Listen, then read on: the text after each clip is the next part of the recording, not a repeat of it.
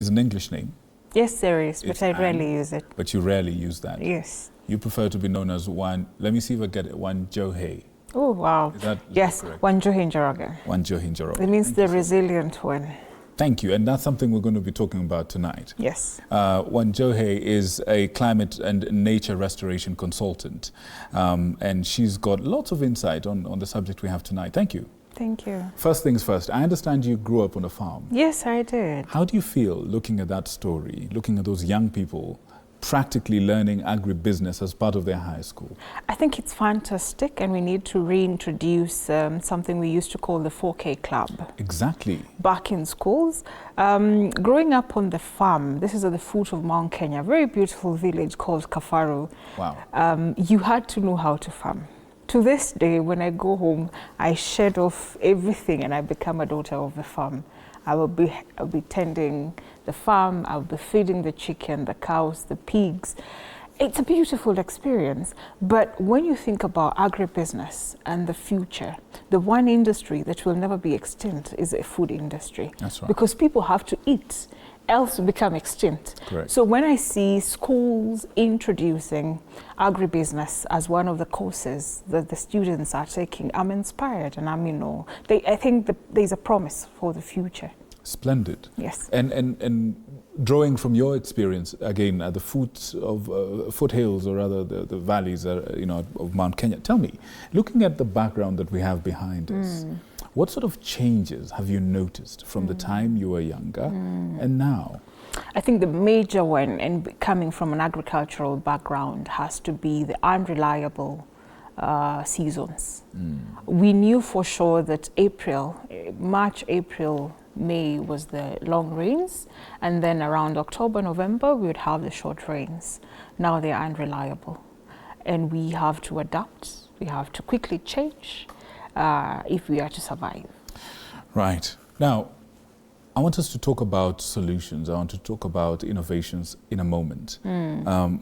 But there's some things we have to get out of the way first. The minister earlier, Honorable Mvurya, was talking about the absence of certain groups in the conversation, in the decisions that are taken concerning climate change. Yeah. From where you sit, what voices are missing in a conversation around climate change? What voices are missing? I think one of the most important things, and I was thinking about it on my drive here, is the indigenous communities. When you think about the Mark community, and there's somebody on Twitter who had done a breakdown of how well they know how to take care of the environment. Even the name Nairobi is Maasai, and it was a beautiful place that had water, So the indigenous community had a way of taking care and protecting the environment. And we can't talk about the environment, for instance, without talking about animals and the wildlife. And there was a time I went to Naivasha, and one of the rangers was telling me that if you're attacked by a buffalo, it means you have killed a wild animal. And that is how the buffalo is fighting for the animal that you kill, is revenging for the animal that you kill. And that is a Maasai belief. So they knew how to protect the environment. When you think about soil erosion, for instance, our traditional communities knew how to protect soil erosion. When you think about coexisting with nature, we have existing ways. Our forefathers knew how to take care of our environment. And we're missing that. And we're missing that. I'm a lover of the bees. I'm a lover of forests and trees. I'm a tree hugger. And these were things that our forefathers did. If you grew up in a village like myself, we grew up with concrete tanks where we would harvest water. But these are traditions that we've moved away from. So I think one of the most important part of this conversation that's missing is going back to our roots, is going back to the people that truly coexisted with nature. When you think about... Undisturbed, unmolested. Thank you very much. Absolutely. And also the youth, because we have to think about the future. Who are the custodians of nature? Who are we? Because like Obama said, we've only borrowed our countries from future generations. So we must also start thinking in terms of how do we nurture the next generation of people who are conscious of our environment. Yeah. Right, and I think from what you're saying, there seems to be an underlying inequality in the conversation around climate change, don't you think? Yes, and I think there lacks something called intentionality. And I feel that in this new decade, which is not really new, I think the key word that has to guide us has to be intentionality. That we're not doing this to appear to be doing this. We're not just having conversations in cozy rooms.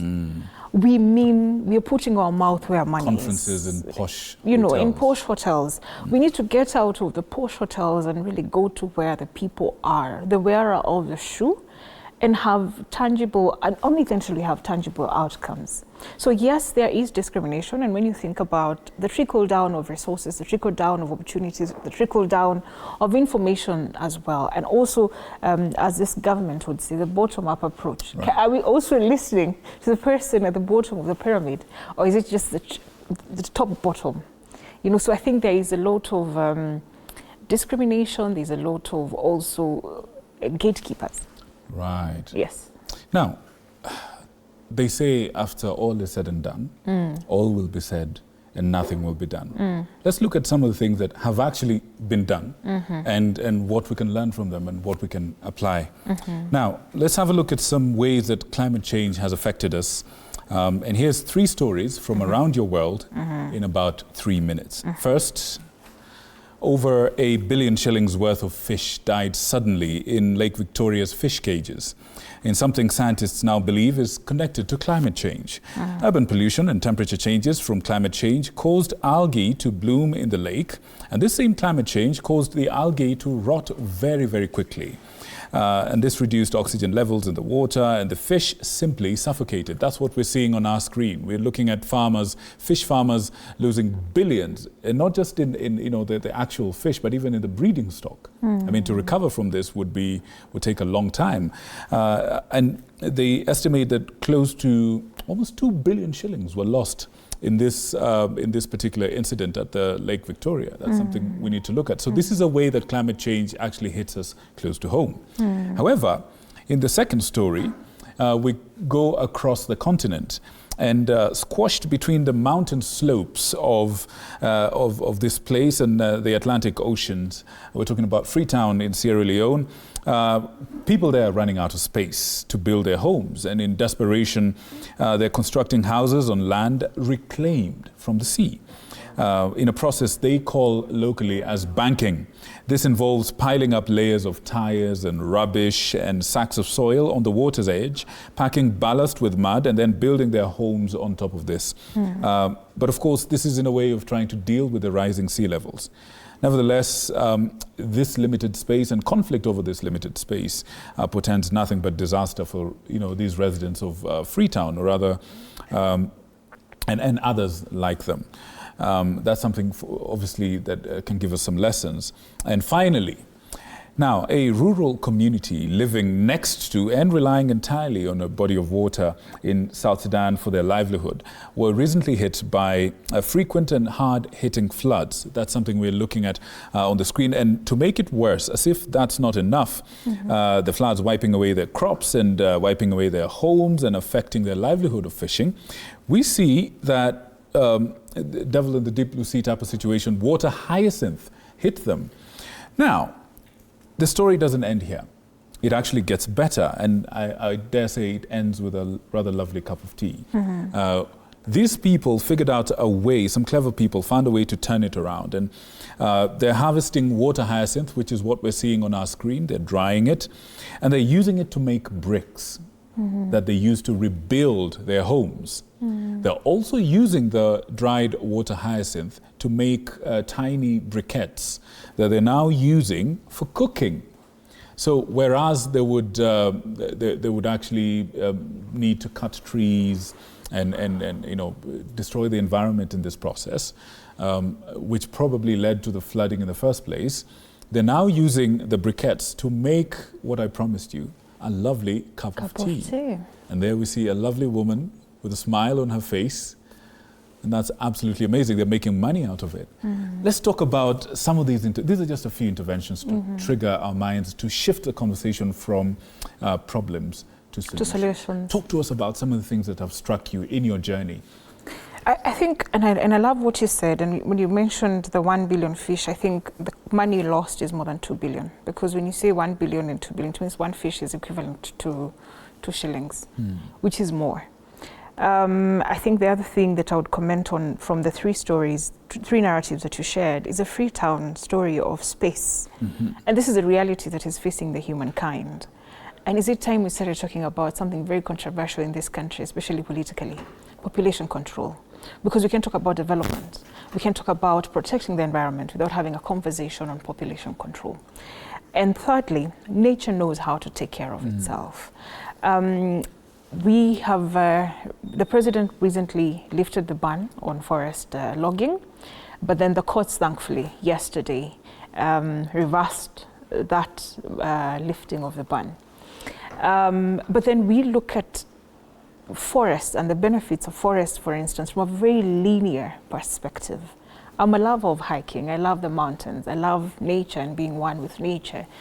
And I feel we're not utilizing our forests enough. How so? Karura Forest, for instance, is a non-extractive forest. So when they say the forest plantations by the Kenya Forest Service, if we are not harvested the trees will rot. Nature knows how to take care of itself. And look at what happened in South Sudan, for instance. They've turned a bad and sad story into a success. When I look at the forests that we have, Kenya Forest Service has refused to think outside the box. We have wonderful spaces where we can have water rafting, we can have bungee jumping, cable cars, and people paying for tourism to come to Kenya and see this. Tanzania has Kilimanjaro that attracts over 60,000 hikers every year. Paying hikers? Paying hikers, because it's not free. So when you go on Kenyan trails, and we have many, we're blessed with beautiful nature trails. When you go on some of these trails, we get lost because they're not even marked. So we're not willing to invest in this. So that's a lost opportunity. That's a lost opportunity. The other lost opportunity is beekeeping. Honey, the demand for natural honey, and I come from a region that has yellow, creamish, nice honey because of availability of flowers and water, you know. Brilliant. When you go to eastern Kenya, you find it darker. It's darker, you know. Yes. So this is another missed opportunity, and we think about the uses of honey in cosmetics, in health, in just as a supplement to now the sugar that we're talking about that is quite expensive. The opportunities are enormous. When you think about fish farming, for instance, I come from a region that has the best trout, and trout is a river-based fish, you know, freshwater fish. That's right. So these are opportunities that we have refused to exploit. When I think about climate action, I look at it as a business opportunity. We're talking about unemployment for our youth. Yet the president is talking about restoring 15 billion trees. Where are the tree seedlings going to come from?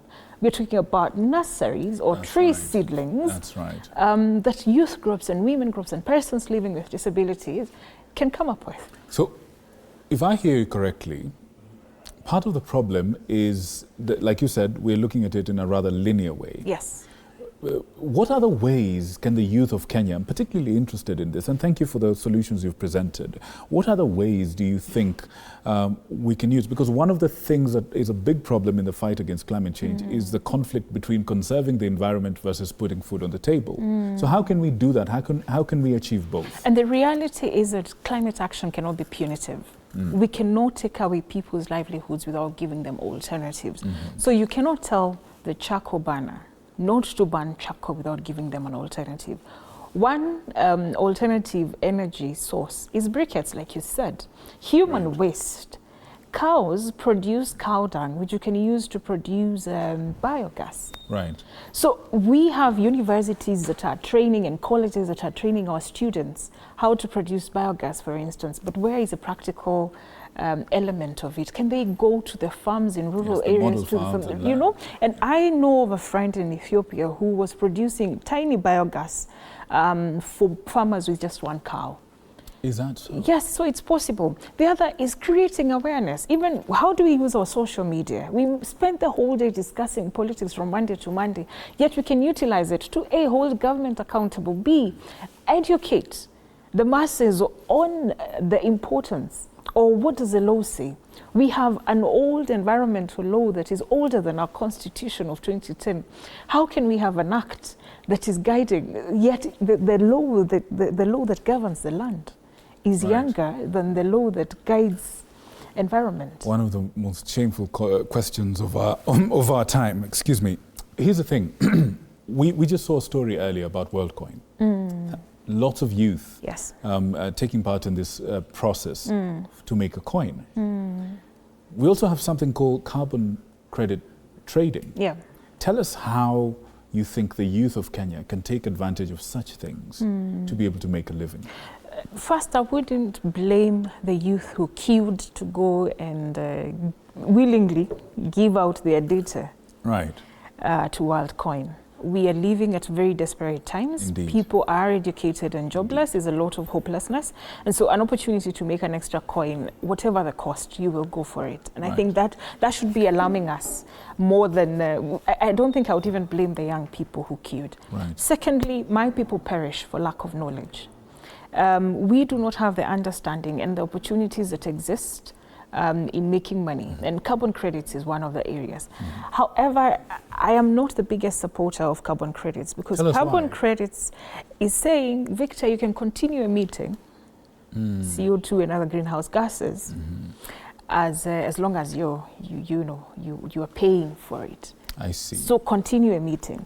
So I think it's a double-edged sword, because on one hand, we as a global south emit the least, but we pay the severest consequences. The steepest price, yes. You know, so the carbon credits that they will be paying or will be contributing for the emission they make comes to helping us mitigate. But on the other hand, I feel that we are allowing them to continue emitting. And get away with it. And get away with it. Speaking of the double-edged sword, and perhaps as we steer the conversation towards a completion, talk to us a little bit about innovation and how much is too much?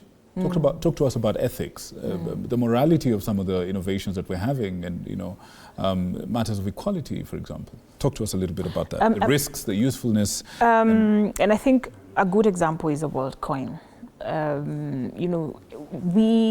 We are living in new times where every day we have technology that has never been seen before. So there's no law, there is no guideline on how we should operate and what is too much and what is. But I feel that we have to go back to being human beings. At the end of the day, we have to be ethical, and we have to remember that we are human beings, and don't do to the other person just do to them as you'd want to be done to you. Talk to corporates as well about ESG. When it comes to corporates, unfortunately, even for all this, even for WorldCoin, for instance, there has to be a law that governs them, that puts force and pushes them. But the corporates, I keep saying to them that a day is coming when we have a very youthful and woke generation, and a time is coming that how responsible you are to the people and the planet will influence their buying power. I mentioned an organization that I'll not mention here, whose products I cannot consume because they have refused to phase out their PET bottles, and hiding behind the argument that, we extract fiber from the PET bottles and make jerseys out of it. I'm okay with people being vulnerable and saying we don't know how to transition, but I have a problem with people who are chest thumping and saying we are not going to phase out PET bottles, for instance. So this moment requires all of us to be agile, to be humble enough, and transition together. Ask for help when we can't. When it comes to innovation, I think I see a huge opportunity. We should not look at climate change as something bad, as a punishment. I look at it as an opportunity to be creative, to be innovative. Think about people who are making poles from plastic waste. Yes. People who like Lorna Ruto. Like Lorna Ruto. People are doing amazing things from climate change. People making energy. Finding niches. Creating energy, for instance, from food waste. Those of us who love forests, we are turning to bamboo farming. I'm a bamboo farmer. Because the regeneration rate of the bamboo is quite high. The more you cut it, the more it grows. And that's so? Yes, it is. Isn't that something? And we're learning.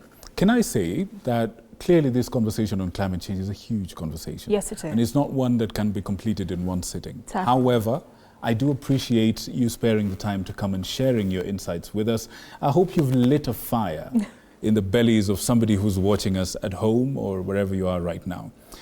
Folks, we have had Wanjuhi Njoroge. That name, Wanjuhi Njoroge, tonight. And she's a climate and nature restoration consultant as well as an ESG consultant. My name is Victor Muyakane. It's been my absolute pleasure and honor to have this discussion for you, to give you something to take away on the subject of your world. Good night and God bless you. Hand you over to the team that's about to take you to VAR. It's all about sporting action right here on the home of Untold Stories. Good night.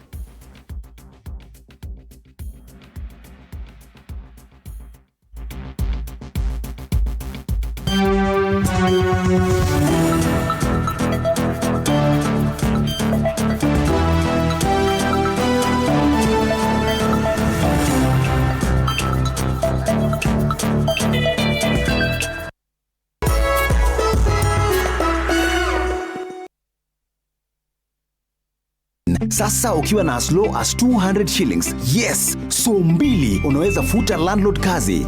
Kila mtu sasa anaweza kuwa home owner na boma yangu. Jishikie keja yako leo. Start saving any amount towards the 10% deposit required for unit allocation. Jisajili kupitia *832# ama uingie www.bomayangu.go.ke. Kisha weka shilingi 200 kama registration na deposit yako ya kwanza. Usipitwe, chukua hatua, ujipatie keja yako leo. Piga *832#. Boma Yangu is a government affordable housing program. The intellectual war drums are beating. Go, Batuko! Tuko! Batuka Gazebalo Fale County. Over 30 regional winners across the country.